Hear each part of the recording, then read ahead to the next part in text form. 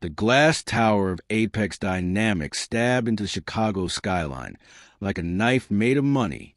On the 47th floor, in a corner office with floor-to-ceiling windows, billionaire Marcus Hale sipped his $400 espresso and stared down at the city he believed he owned. He pressed the intercom. Send the night janitor up. Now, down in the basement, Jamal Carter wiped sweat from his brow. 42 years old, broad shoulders, quiet eyes that missed nothing. For 8 years he cleaned these halls after everyone left, mopping marble, emptying shredder bins full of secrets, polishing the brass nameplates of men who never said thank you. Tonight, though, something felt different. The security guard had given him a strange look when he clocked in. Jamal rode the service elevator up, mop bucket rattling. When the doors opened on the executive floor, 2 security guards were waiting. "Mr. Hale wants to see you," one said, voice flat. Jamal followed them through the silent corridors past empty desks glowing with sleeping monitors. He already knew what was coming. He'd seen the emails. He'd heard the late-night calls. He just hadn't expected it tonight. Marcus Hale didn't look up when Jamal entered. He kept scrolling on his tablet. "You're late on the East Wing again," Hale said without preamble. "3rd time this month. I don't pay for slow." Jamal stood still. "I finished the East Wing at 2:17 a.m. last night. Cameras show it." Hale finally glanced up, eyes narrowing. "I don't care what the cameras say. I care what I see. And what I see is a man who doesn't belong here anymore." He slid a single sheet across the desk. Termination notice. Effective immediately. Jamal read it slowly. Then he looked at Hale. "You're firing me for mopping too slow? I'm firing you because I can—" Hale snapped. "You think you're invisible? I notice everything, including that you've been lingering near my office. Snooping. I don't like snoops." Jamal's jaw tightened, but his voice stayed calm. "I clean your office every night, Mr. Hale. That's my job. Not anymore." Hale stood adjusting his cufflinks. "Security will escort you out. Leave the uniform. And don't bother asking for references. You won't get them." The guard stepped forward. Jamal didn't move at first. Then, quietly, he said, "You should have checked who owns a cleaning contract." Hale laughed. A short, cruel bark. "What?" Jamal met his eyes. "Good night, Mr. Hale." He turned and walked out, bucket wheels squeaking behind like a countdown. The next morning, 8:47 a.m., Marcus Hale strode into the boardroom like a king entering his court. The board was already seated, nervous fidgeting. A major investor call was scheduled in 20 minutes. Apex Dynamics was about to close a $420 million acquisition that would make Hale untouchable. He took his seat at the head of the table. "Let's get started." The CFO cleared his throat. "Sir, there'd been a development overnight."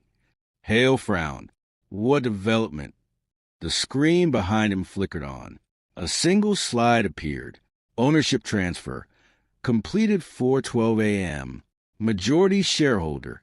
Carter Family Holdings, LLC. Shares acquired. 51.7%. Effective control. Immediate. Silence. Thick, suffocating silence. Hale stared. "What the hell is this?" The door opened. Jamal Carter walked in. No uniform. No mop. Just a charcoal suit that fit like it was made for him, which it was. Clean shave.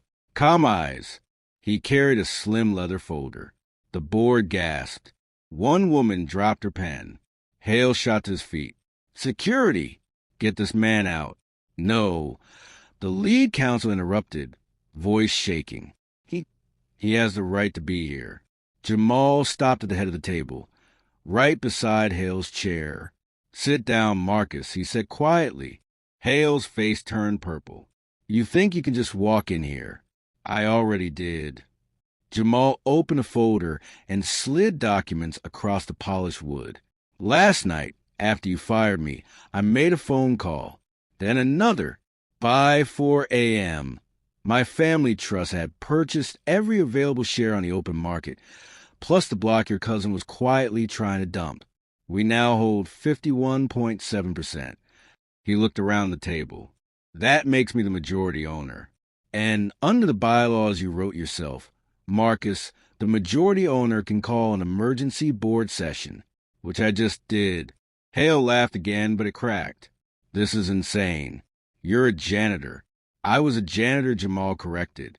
For 8 years. Long enough to watch, to listen, to learn exactly how you run this place into ground, while pretending it's gold. He turned to the board.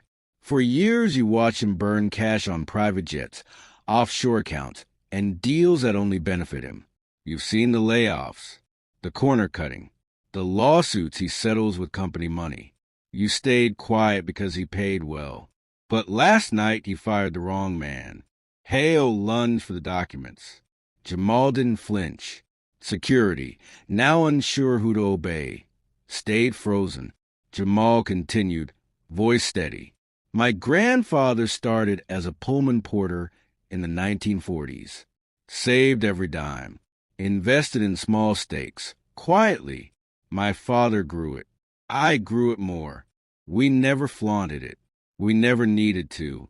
We bought into Apex 6 years ago, piece by piece, through shell companies. You never noticed because you were too busy looking down. He paused, letting it sink in. You called me invisible, but invisible people see everything. Hale's voice dropped to a hiss. You set me up. No, Jamal said. You set yourself up. You fired a man who owned more of your company than you did. That's not setup. That's karma. He turned to the board again. Effective immediately, Marcus Hale is removed as CEO and chairman. I'm appointing an interim board chair, someone who actually respects the people who keep this building running. He looked straight at Hale. You have 30 minutes to clear your office. Security will escort you. Don't worry, I won't make it public. Yet, Hale's hands shook. You can't do this. I already did. As Hale was let out, red-faced, sputtering, the room remained dead silent. Jamal finally exhaled. He looked at the stunned faces around the table. I'm not here to burn it down, he said. I'm here to fix it, starting with fair wages for every cleaner, guard, and maintenance worker in this building. Starting today. He closed the folder. And if anyone has a problem with that, you know where the exit is. The door clicked shut behind Marcus Hale. Outside, the city kept moving. Cars honked. Lights changed.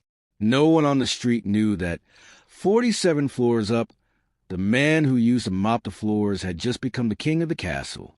And the millionaire who thought he owned everything had just lost it all in one night. Because sometimes the person you fire isn't the one who's broke. Sometimes he's the one who's been waiting, patiently, silently, for the perfect moment to buy the whole damn company.